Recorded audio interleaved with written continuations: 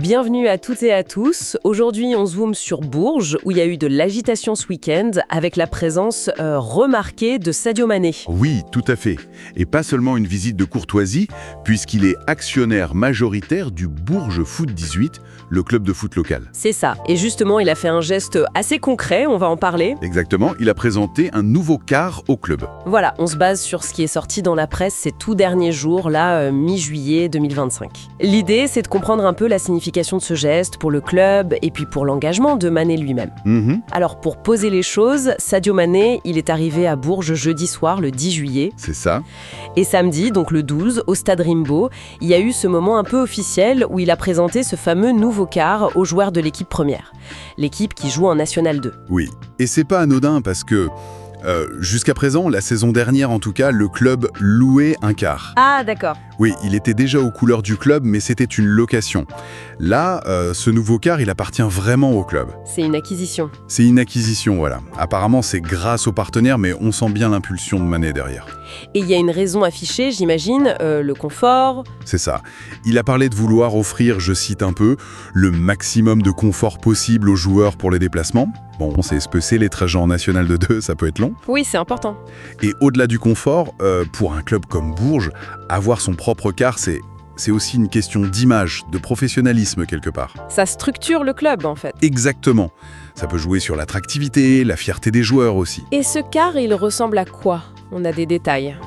Il est aux couleurs du club, rouge et blanc, j'imagine, et il y a une inscription visible sur le côté, « Forteresse unie, passion infinie ». Ah oui, forteresse unie, passion infinie. C'est un beau slogan. Oui, ça pose une ambiance, une identité. Et point important, ce n'est pas que pour les garçons. Non, c'est bien précisé, le car servira aussi à l'équipe féminine du Bourges FC. Elle joue en D3, donc c'est une bonne nouvelle pour elle aussi. C'est un signe d'unité au sein du club. Tout à fait. Et ce geste, ce car, ça s'inscrit dans un contexte plus large, non ? Mané ne débarque pas juste pour ça. Non, effectivement. C'est sa 3e visite à Bourges depuis qu'il est actionnaire. Il était déjà venu en mars 2024, puis en décembre 2024. Ah oui, donc il y a un suivi régulier. C'est ça, ça montre qu'il n'est pas juste un investisseur lointain. Il vient voir, il s'implique. Et d'ailleurs, son programme, cette fois-ci, est assez chargé, non ? Oui, très. En plus de la présentation du car, il est là aussi pour sa propre préparation physique avant de reprendre avec son club, Al Nasr. D'accord. Mais il a aussi pas mal de réunions prévues. Des réunions de travail sur sa société SM10 Pro Bourges qui gère ses investissements sportifs là-bas. Il doit voir les salariés du club, ses co-actionnaires. Et il y a plus que le foot même. Oui, apparemment, il y a aussi des discussions sur ses autres investissements dans le département du Cher, via une autre société, SM10 France. Donc c'est vraiment un engagement qui dépasse le seul club. Donc ce car, finalement, c'est une pièce visible d'un engagement beaucoup plus global. C'est exactement ça. C'est un investissement très concret, très pratique. Ça améliore directement les conditions des équipes, la logistique, mais ça s'intègre dans une stratégie plus large d'implication de Mané dans le club et même dans le territoire. Ça donne une impression de construction sur le long terme. C'est ça.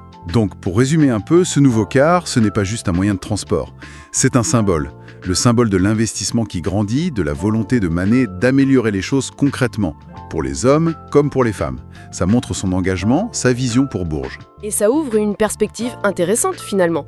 Quand on voit une star mondiale comme Mané s'investir comme ça, de façon si régulière et concrète, dans un club de National 2, qu'est-ce que ça peut vouloir dire pour l'avenir de Bourges ? Est-ce que c'est le signe d'ambition revu à la hausse ? Et quel impact ça pourrait avoir sur la place du club localement et peut-être même plus largement ? C'est une question qui reste ouverte. L'objectif, c'est simple, essayer de comprendre la performance des Lyonnes, la polémique qu'il y a eu et où elles en sont pour la qualification. D'accord. Alors, on y va. Le cœur du sujet, c'est quoi ? C'est cette défaite 1-0, vraiment sur le fil. Et puis, il y a ce penalty qui fait beaucoup parler. Et du coup, l'espoir de qualification, il est assez mince maintenant. Oui, c'est un peu ça. Donc, le score final 1-0 pour le Maroc. Le moment clé, ça arrive juste avant la mi-temps. Ce fameux penalty pour le Maroc. C'est ça. Apparemment sifflé après une sortie de la gardienne sénégalaise Adjine Diaye. Elle est très jeune, 18 ans. Oui, 18 ans, et c'était sur l'attaquante marocaine Ibtissam Jraïdi. Le rapport parle d'un contact, coup de coude ou avant-bras, et l'AVAR a validé ça comme une faute. Et ce qui a fait réagir aussi, c'est que l'arbitre a mis seulement un carton jaune à la gardienne. juste avant que Yasmine Mourabet marque le penalty. Oui, et justement, la réaction de l'entraîneur sénégalais, Mamoussa Cissé, elle est intéressante. Ah oui. Hein, qu'est-ce qu'il a dit? En conférence de presse, on sentait une vraie frustration. Il dit que sa gardienne, comme elle avait le ballon, elle aurait dû avoir la faute pour elle. D'accord. Ou alors que l'action, elle n'était pas si claire que ça. Et il a surtout l'air de regretter qu'une autre action, potentiellement litigieuse dans la surface marocaine, Ah oui. sur Mama Diop, il me semble, que cette action-là n'ait pas été vérifiée par la VAR comme l'a été celle du Maroc. Ah, je vois. Hein. Donc un sentiment de deux poids, deux mesures, un peu. C'est un peu ça qui ressort de ses propos, oui. Même s'il félicite le Maroc pour la victoire, attention. Oui, bien sûr. Mais au-delà de cette frustration sur l'arbitrage, il y a aussi de la fierté dans son discours, non? J'ai cru comprendre ça. Ah oui, absolument. Il insiste beaucoup là-dessus, sur la prestation de ses joueuses. D'accord. Il dit qu'elles ont été combatives, qu'elles ont bien gêné le jeu de possession du Maroc, qu'elles ont respecté les consignes. Et il compare ça à une ancienne défaite à un 7-0 contre le Maroc. Donc pour lui, même si elles ont perdu, ce match montre une vraie progression.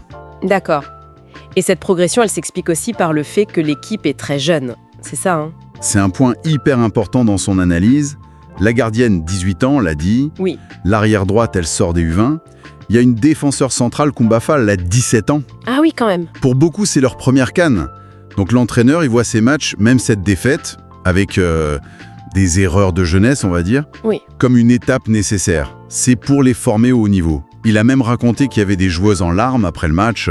Ah, c'est dur. Bah oui, elles découvrent la pression, la dureté de ce niveau-là, quoi. C'est un investissement pour l'avenir, selon lui. Alors, concrètement, avec tout ça, quelle est la situation du Sénégal maintenant? La qualif, c'est encore jouable? Bah c'est là que ça se complique sérieusement. Le Sénégal finit 3e de son groupe, le groupe A. D'accord. Donc l'équipe n'est pas éliminée. Ouais. Mais le problème, c'est qu'elles n'ont plus leur destin en main. Ah, Pour aller en quart, il faut espérer un coup de pouce des autres groupes. Il leur faut un match nul. un match nul ou ça? Soit entre la Tunisie et le Botswana, dans le groupe B, soit entre le Ghana et la Tanzanie, dans le groupe C. D'accord. Donc il faut un seul nul dans l'un de ces deux matchs. Non, attention, il faut qu'il y ait au moins un match nul dans l'un de ces deux matchs. Si la Tunisie gagne et que le Ghana gagne, par exemple, c'est fini pour le Sénégal. Ah oui, d'accord, c'est tendu. L'attente doit être terrible. Exactement, c'est pesant. Remobiliser des joueuses si jeunes, qui sont forcément affectées par ce scénario. C'est un vrai défi psychologique, là, pendant qu'elles attendent. Bon, alors, si on résume, on a une défaite frustrante pour le Sénégal, avec cette histoire de pénalty contestée par leur camp, C'est ça? mais on a aussi l'image d'une équipe très, très jeune, qui apprend, qui progresse visiblement bien, même face à une équipe solide comme le Maroc. Tout à fait. Et leur avenir immédiat dans la compétition, il est suspendu aux résultats des autres. Voilà. Et ça nous amène peut-être à une réflexion un peu plus large, non? Ah oui, Au-delà du Sénégal, comment on gère l'impact émotionnel de ces matchs coup près, avec des décisions arbitrales parfois difficiles à accepter, sur des athlètes aussi jeunes? c'est une bonne question. Ces moments, qu'on les trouve justes ou injustes, comment est-ce qu'ils façonnent le mental, la carrière d'une équipe qui est en pleine construction comme ça? C'est quelque chose à méditer, je pense.